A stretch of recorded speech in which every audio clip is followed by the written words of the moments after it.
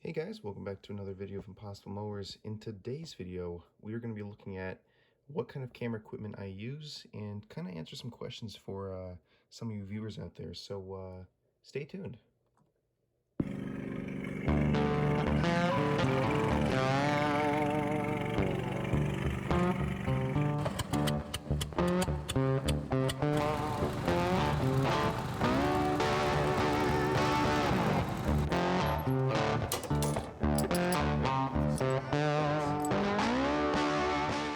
Like I said in today's video, guys, we're going to be looking at the kind of camera equipment I'm using and answering some questions for some of the viewers, which I've been trying to answer, but work's been getting a little bit in the way. So in today's video, we're going to start off with the DJI camera. This is one of the most expensive cameras I've bought yet. You can see a couple of rub marks right there, but it's a nice, handy dandy old camera. Now, this camera captures footage in 4K.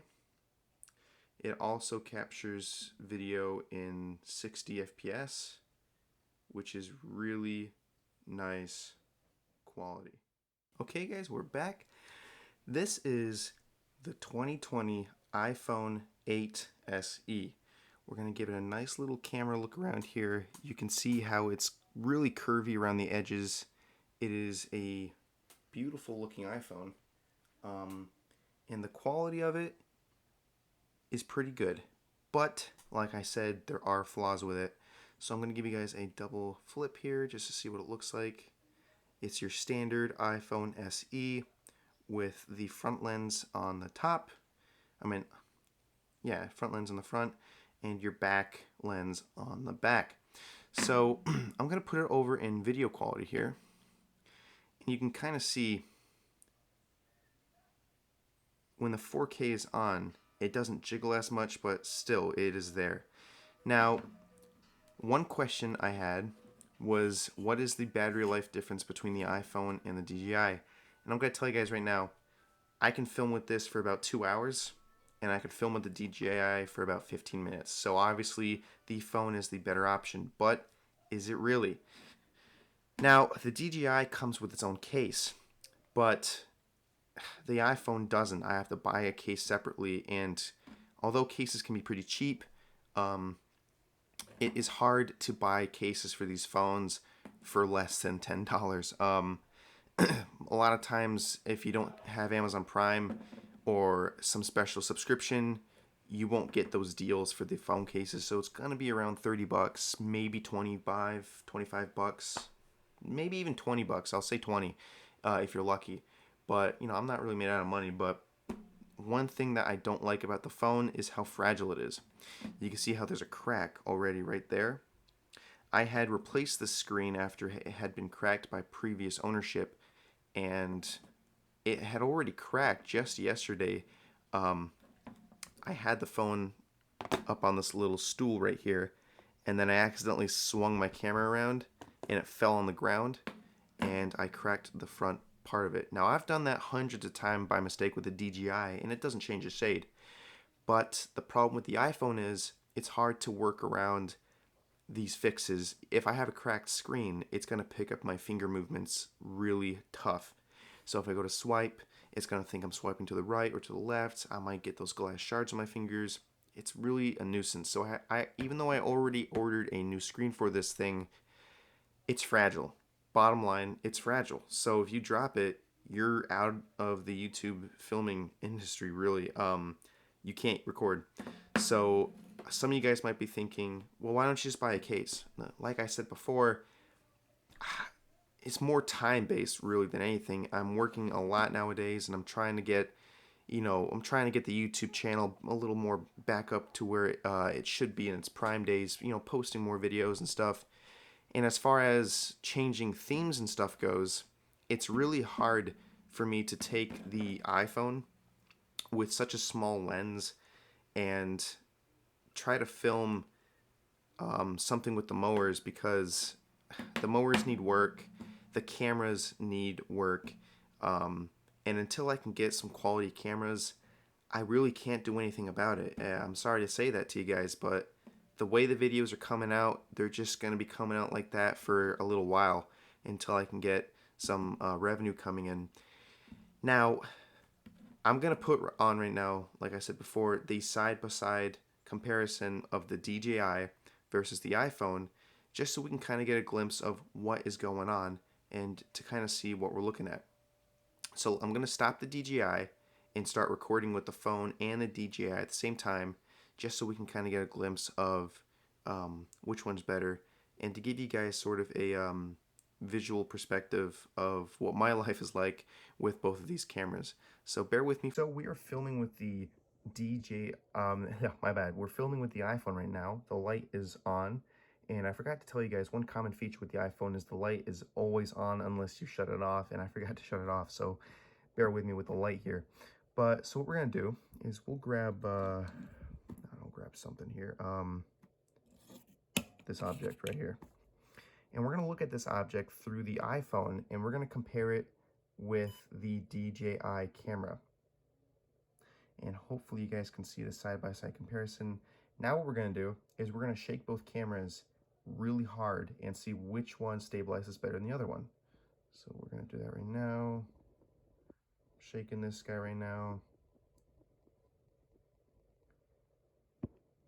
So you can see how the DJI doesn't have as much of that up and down motion as the iPhone does. And if it does, it's really at a small amount.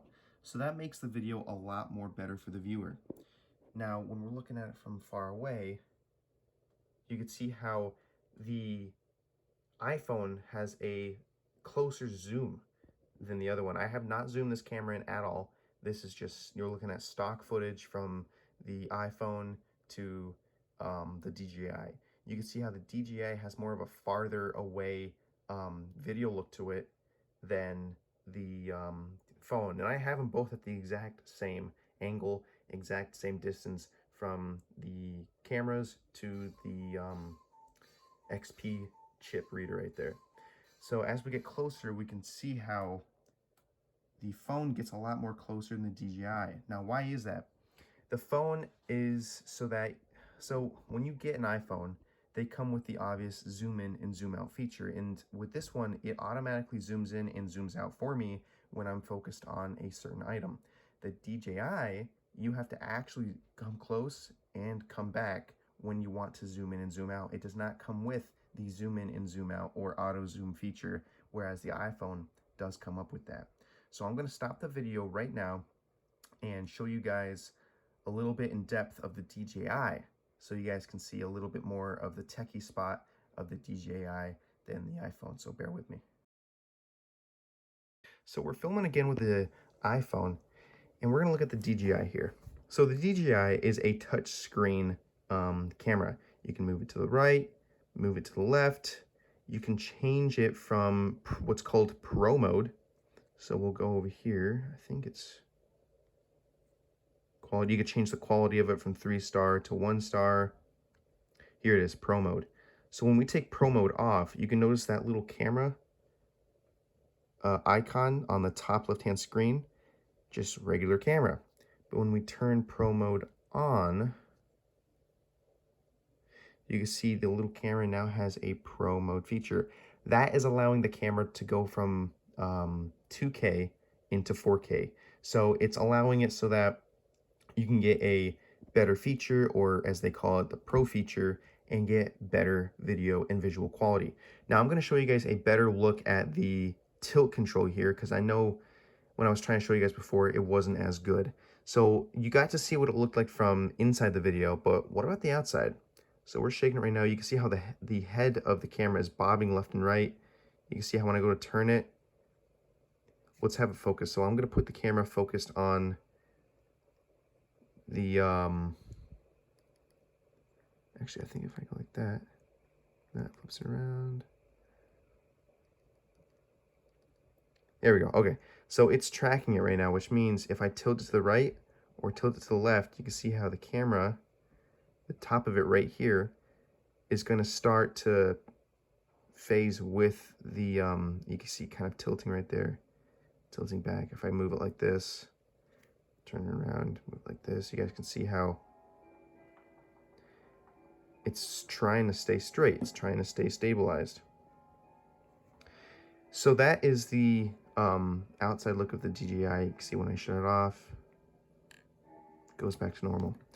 So as far as filming goes, that is what we have so far. We just have the DJI and the iPhone. Now I'm going to be showing you guys on the Mac screen here what we do for recording videos and how we edit them. So I'll get back to you guys right when I take the light off of this phone because it's messing up the look on the screen here. So bear with me and I'll get back to you guys when I turn the light off.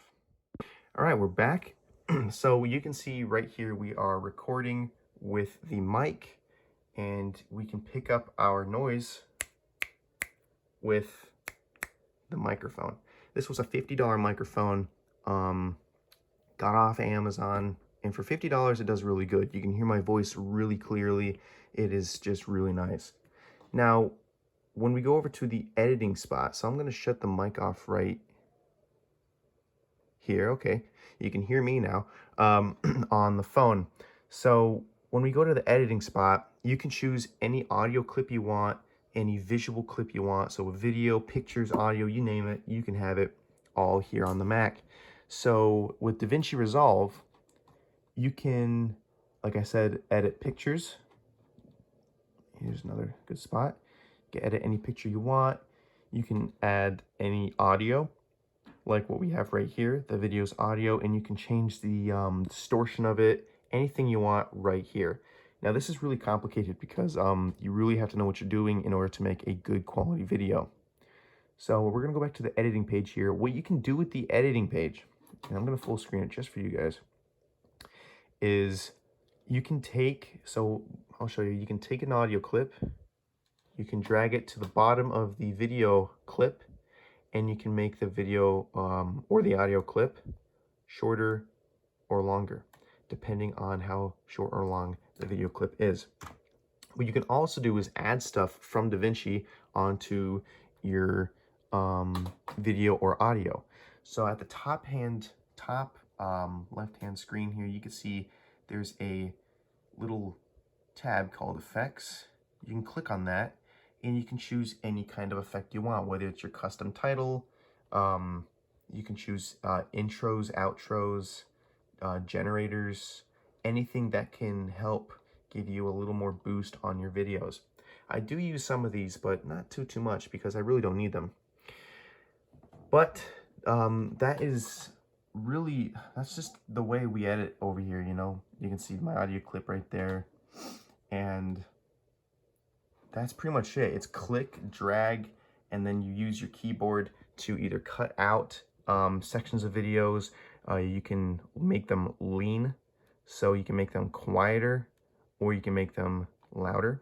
You can actually click on it and manually make it quieter or louder through the volume knob, and you can see how my audio goes from really loud to right about 1.76, which is what it was before.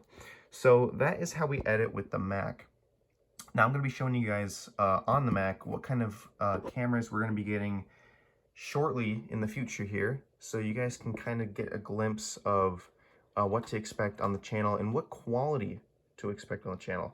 So I'm going to stop the video right here and screen record the Mac so you guys can see what we're hoping to get for the channel here. So stay tuned. All right, guys, we're back. You can see how we're screen recording on the Mac here. So let me open up the old Opera GX. If some of you YouTubers out there want some sort of a good website to use where you're not going to get scammed, hacked, or you know, any malware, Opera GX comes with a free VPN, and I use it all the time. It's amazing. So check it out, and it's free too. You don't have to pay for it. So we're going to go on the good old Amazon. See if it'll load here. It is a pretty rainy day out today, so Wi-Fi is a little slower than usual. And it probably doesn't help when I'm screen recording and having the mic on at the same time, but quality is quality. We're going to go on Amazon here. I don't know why I have to keep doing this. Sometimes when you click on Amazon, let me see if I can go around this.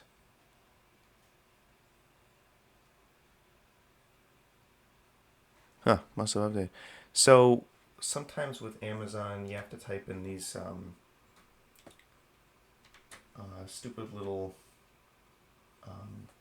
word things here, which is, it's kind of a struggle because when you're making a YouTube video like me, some days it'll do it, some days it won't do it, so you can never really be prepared for it. Provided I probably should have had this set up beforehand, but it's fine. So what we're looking at here is, I'll show you. I'm hoping to get my hands on 2 GoPros at least, and I'm going to tell you why I want 2 specifically. I want to get to GoPro Heroes. I'm hoping for the Hero 10s. Hopefully I can show you guys what those look like. So here we go. This is what it looks like. Yes, they are $44 more expensive than the Mac, and they are pricey. Let's just get past it. They're pretty pricey. But I want to get 2 of these, making $400, because we want quality on the channel. And these provide excellent quality. They provide cases. You can actually see how these little camera stands, they bolt right up to my stands on the DJI, so it'll work just fine. Power bank, and of course the USB-C charging cable. Now this does film in 5.3K. You can see right there, 60. I'm assuming the 60s for 60 FPS. Classic touchscreen, Ultra HD, blah blah blah. Waterproof action camera. Now, this can take stuff that the DJI can't. What I forgot to tell you guys is the DJI camera can't be handled in the cold or in any water at all, with or without the case. And here's why. They are action camera based cameras. So the DJI is not an action camera. It's more of a film picture, go to the park kind of camera. And if I get rain on it, if it gets too cold, or if it gets too hot, I can't film because the lithium battery and the actual lens on the camera won't focus really good in the cold. And we've actually seen that in a couple past videos. If you look at my SAP video, you can see how filming with the DJI was really tough because the tilt control was off, like I said, because it was cold. It struggles and moves slower, burns faster. Not a good scenario. But these GoPro Hero 10s, they film really nice. They're meant to be filmed out in the outdoors. They come with these nice little kits, and they're action cameras. They're meant to be in the water, meant to be in the heat, meant to be in the cold. And I'm figuring if we have 2, we can have 1 camera on the bottom of my lawnmower and 1 camera on the top or on the side, so when we go to do really aggressive off-road mud videos, you guys can really see kind of like the underbelly and the top end of the mower, which is going to be really cool. Now what this also comes with, in case some of you guys are wondering, is a tilt control feature. That is correct. It is pretty much the DJI on steroids. This, although it doesn't come with self-track, it does come with a tilt control. So when you go to move the camera aggressively up and down, you can have a straightforward moving picture. And it's every bit worth of the money. You can also see the microphone on the bottom of that camera lens there.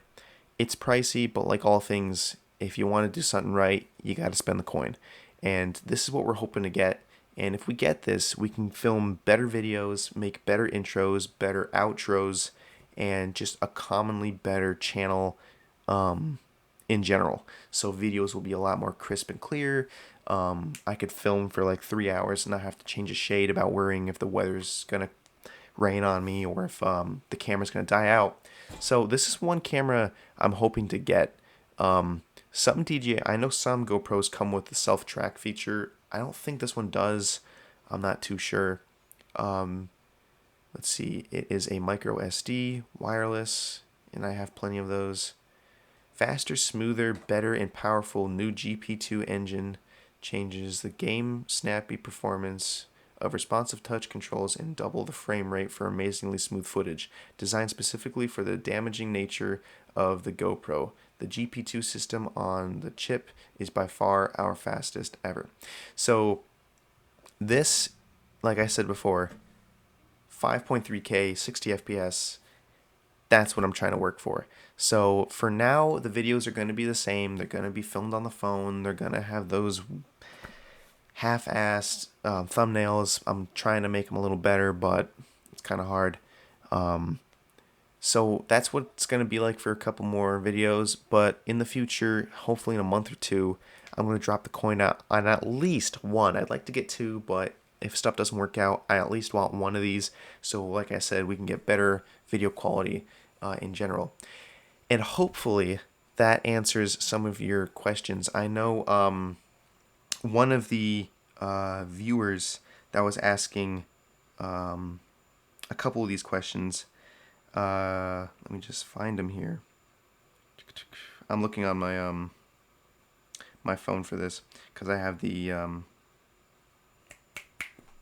YouTube Studio on it.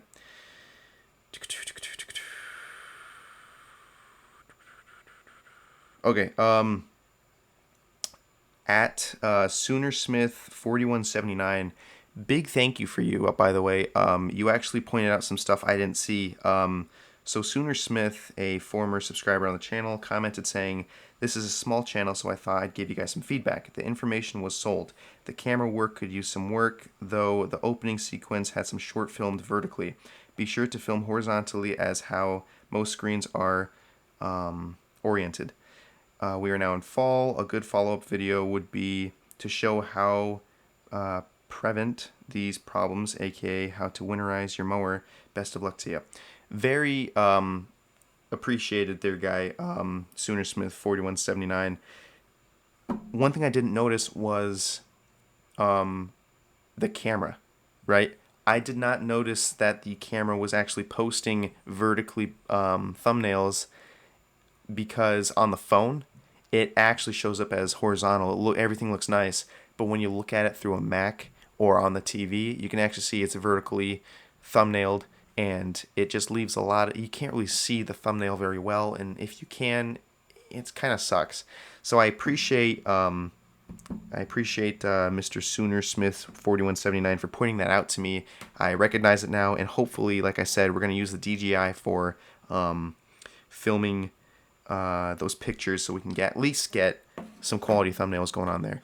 And as far as the intros and outros go, I can't do much for you, bud, or for any of you viewers that are listening. I can't do much until I can get this GoPro, because, like I said, the Apple phone just doesn't meet the requirements. You know, if I shake it too hard, it can make some people dizzy. It makes really poor quality for when I'm on the trails. And as far as showing the fall stuff, I can't help you because the mowers aren't ready yet. Chuck should be rolling out next week, hopefully, but you know, everything looks better on paper, right? But overall, big thank you for that guy. Big shout out. Check him out. And I appreciate the comment, because, like I said, I did not know there was something going on with the photo until I actually looked for myself on my TV and saw, oh crap, that's not working out. So like I said, I appreciate that. If there's any of you guys that are thinking I should get a different camera, I mean, I've done my research on this GoPro Hero 10s, and although they're really pricey, it's worth a coin. But if you guys have any more camera ideas, any more information you want to share with me to make the channel bigger and better, and to have better quality, please shout out in the comments. Do not be shy. Everything helps. This is a small channel, like the guy said, and I'm willing to take any advice from anybody on what to do to make the videos a little more clearer, because these videos are not for me. They're for you guys. You know, I like to post really nice quality stuff for you guys, and show you quality stuff, like how to, you know, edit the background right here, you know. So that helps so much. So with all that said and done, like, comment, subscribe. I hope you guys enjoyed today's video. I know you cannot see my face because I'm screen recording on the Mac right now, but hopefully you guys will shoot some comments and check out the links below for our Instagram and Patreon. And like I said, comment what you think we should do for future videos and what you think we should do to make the channel more quality. With all that said and done, I hope you guys stay safe, and I'll catch you guys next time.